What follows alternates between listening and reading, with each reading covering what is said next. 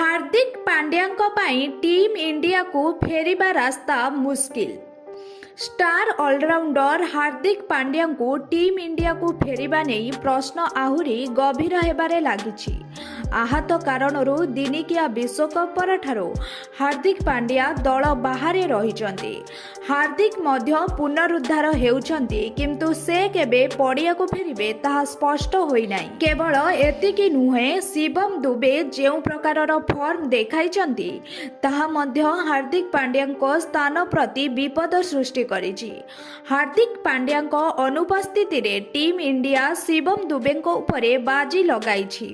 अफगानिस्तान विपक्ष रे खेला जाउथुबा T20 सीरीज रे शिवम दुबेଙ୍କ फॉर्म आश्चर्यजनक एवं से उभय मैच रे अपराजित अर्धशतक हासिल करिछन्ति।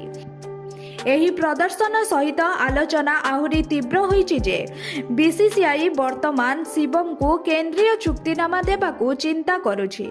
जदि यह घटे एवं शिवम को उत्कृष्ट फॉर्म आईपीएल रे जारी रहे तेबे T20 विश्वकप रे खेलिबार संभावना यथेष्ट वृद्धि पाइबो। एहिपरि दमदार खबर गुड़िक जानिबा पई आम चैनल टी को सब्सक्राइब करନ୍ତୁ।